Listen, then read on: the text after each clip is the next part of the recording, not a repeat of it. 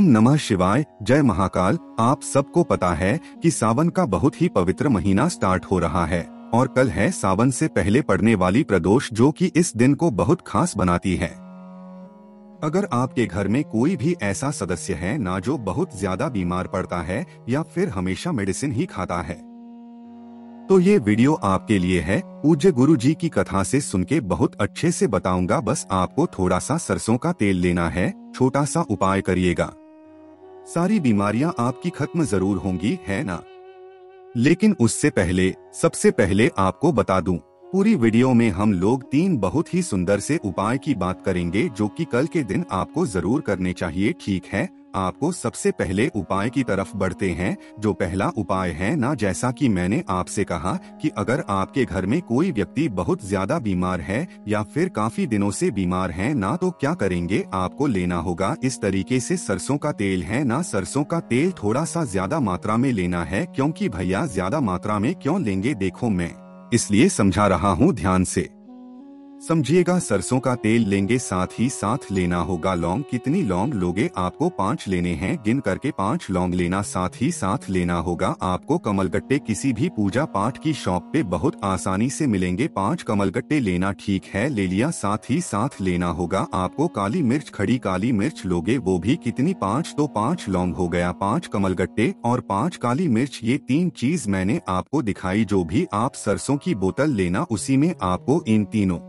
चीजों को डाल देना होगा। ठीक है, डाल देना। उसके बाद इस सरसों की बोतल को लेके पहुंच जाओगे कहाँ, महादेव के मंदिर में। कोशिश करना ऐसे महादेव के मंदिर में जाना जहां पर लोगों का आना जाना बहुत कम हो या फिर बहुत रेयर हो। ठीक है, सुबह जाना चाहो सुबह जाओ, शाम को जाना चाहो शाम को जाओ। ठीक है, जो बताऊंगा उस चीज को बहुत ध्यान से सुनिएगा। फेस रखना उत्तर दिशा यानी कि नॉर्थ डायरेक्शन। आपके पास में 1 लोटा जल जरूर होना चाहिए। ठीक है, उस तांबे के लोटे से सबसे पहले महादेव के शिवलिंग के ऊपर जल समर्पित करेंगे, श्री शिवाय का स्मरण करते हुए। ठीक है, जल समर्पित कर देना। दाहिने हाथ से अपने राइट हैंड से शिवलिंग को अच्छे तरीके से पोंछ देना। ठीक है, बहुत अच्छे तरीके से पोंछना। पोंछने के बाद क्या करेंगे, जो आपके पास में 1 बॉटल सरसों का तेल है ना, अब देखो 1 बॉटल में इसलिए कह रहा हूँ, अभी आपको समझ में आएगा। पहले आप पूरा उपाय ध्यान से समझ लो। जितना भी आपके पास सरसों का तेल है वो पूरा का पूरा महादेव के शिवलिंग के ऊपर समर्पित करेंगे। यहाँ पर भी महादेव का बहुत ही प्यारा सा नाम लेना है। कौन सा महादेव, ठीक है,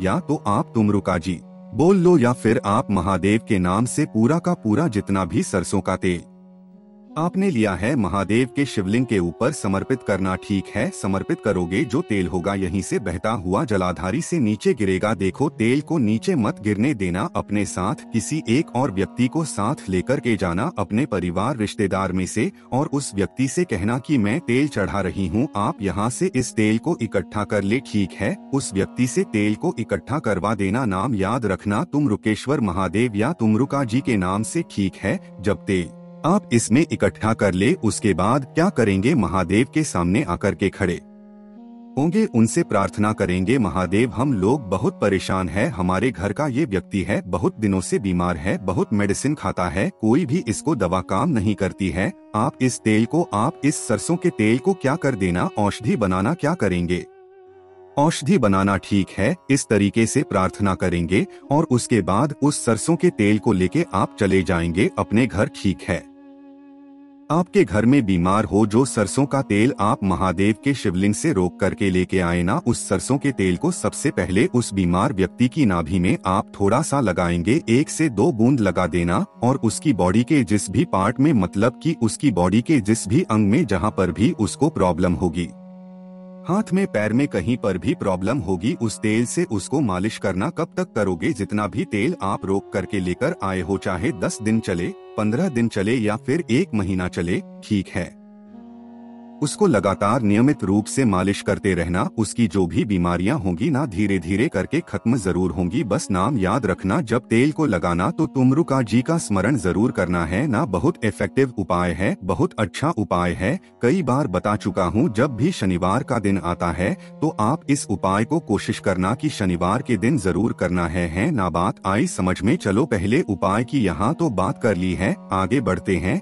इस वीडियो में। अब हम लोग अपने दूसरे उपाय की तरफ ये दूसरा उपाय बहुत अच्छा है। अच्छा क्यों? क्योंकि ये है आपके रिलेशन को, आपके रिश्तों को बहुत अच्छा करने के लिए। रिलेशन कैसा? रिलेशन चाहे वो हस्बैंड वाइफ के लेके हो, पति पत्नी को लेके हो, या फिर आपके घर में बहुत क्लेश होता है, लड़ाई होती है किसी भी इंसान की वजह से ना, तो इस काम को करेंगे क्या करना होगा?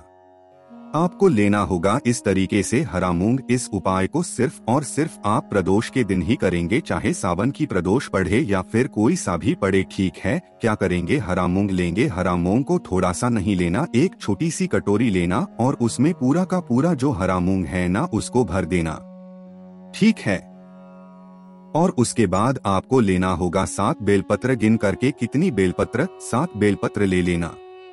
आपको 7 बेलपत्र और जो हरा मूंग है ना, इस हरे मूंग में थोड़ा सा पानी डालकर के 15 से 20 मिनट तक छोड़ देना। उसके बाद पानी को निकाल के फेंक देना।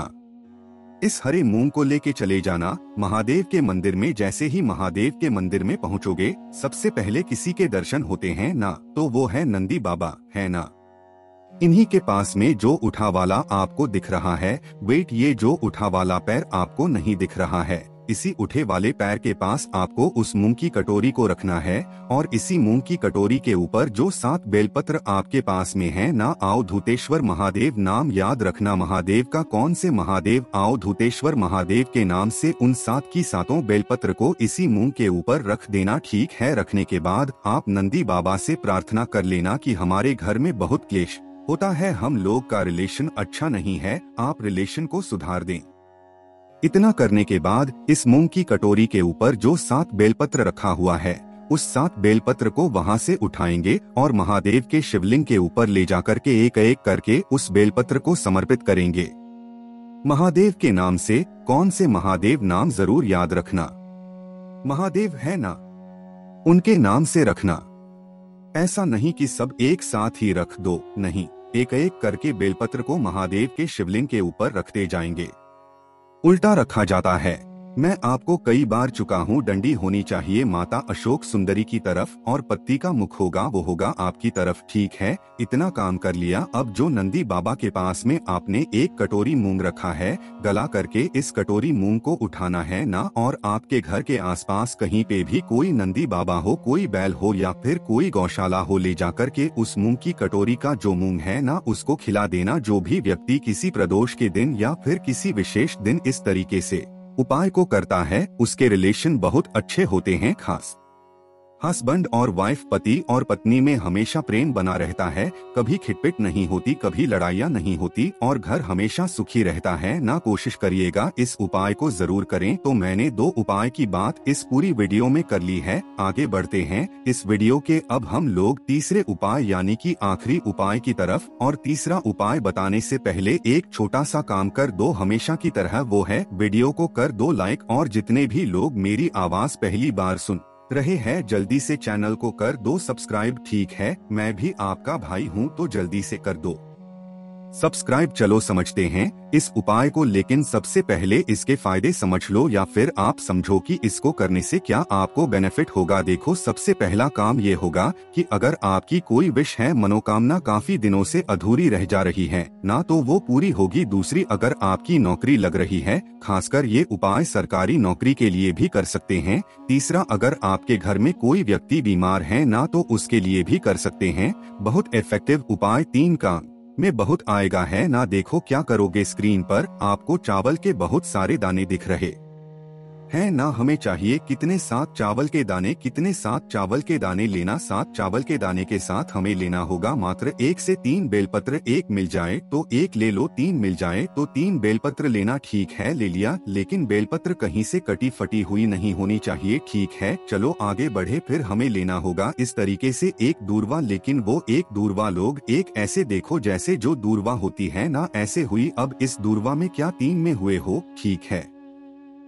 जैसे आप ज्यादा गांठ पड़ी हुई हो तो तोड़ दो, वरना गिन लेना। जैसे इस तरीके से 3 गांठ पड़ी होती है और इसी गांठ से होते हुए इस तरीके से दूर्वा की पत्तियां निकली होती हैं, ठीक है। ऐसी दूर्वा लेना। ले लिया दूर्वा को। अब जो आपको लेना होगा वो है तांबे के लोटे में जल। तांबे के लोटे में जो जल लोगे वो कहाँ से लोगे? हमेशा बताता हूँ, अपने घर से लेना है ना। जितनी चीजें मैंने आपको बताई वो सारी चीजें आप इस कलश के अंदर, इस जल के अंदर देना है ना। इस कलश को लेके पहुंच जाओगे कहाँ पे? महादेव के शिवलिंग के पास, उनके मंदिर में ही इस उपाय को करना है और कहीं पर भी इस उपाय को आप नहीं कर सकते। ठीक है, फेस किधर रखोगे? उत्तर दिशा की तरफ, यानी कि नॉर्थ डायरेक्शन। अब इस उपाय को करने का एक नियम है, एक तरीका है। इस उपाय को किया जाता है प्रदोष के दिन। प्रदोष काल में कब करना है? प्रदोष काल के टाइम पे। लेकिन जब जल चढ़ाओगे, हम लोग नॉर्मली कोई उपाय करते हैं ना तो ऐसे चढ़ाते हैं जल है ना चढ़ाते हैं ना, लेकिन इस उपाय में नहीं करना है। जब हम जल चढ़ाएंगे तो जो जल चढ़ाने का जो मुख होना चाहिए, लोटे का जो मुंह होना चाहिए, वो आपको अपनी तरफ करते हुए चढ़ाना है। बात आई समझ में? तो कैसे दिख रहा है ना, इसी तरीके से जो लोटे का मुख होगा ना वो आपकी तरफ होगा और उसके बाद जल को समर्पित कर देना। ठीक है, इतना समर्पित करना, हाथ जोड़ कर के महादेव से प्रार्थना करना। आपकी जो भी कष्ट है, जो भी विषय, जो भी इच्छा है, हाथ जोड़ कर के प्रार्थना कर लेना। 2 मिनट तक खड़े होके का स्मरण कर लेना और उसके बाद आप अपने घर की तरफ चले जाना। जो भी व्यक्ति इस तरीके से उपाय को करता है, जल को अपनी तरफ चढ़ा देता है, 7 चावल 1 और 1 बेलपत्र डालकर के, उसकी जो भी विशेष होती है, जो भी मनोकामना होती है, महादेव पूरी जरूर करते हैं। तो सावन का पवित्र महीना भी आ रहा है, तो उस उपाय को करिएगा। कल करते हैं तब तो बहुत अच्छी बात होगी, है ना। कोशिश की मैंने आप सभी को बहुत अच्छा समझाने की। वीडियो पसंद आई हो तो लाइक कर दें और हाँ, कुछ पूछना हो नीचे कमेंट में पूछिएगा। और जो भी लोग मेरी आवाज पहली बार सुन रहे हैं ना, जल्दी से चैनल को सब्सक्राइब कर दो। ओम नमः शिवाय, जय महाकाल।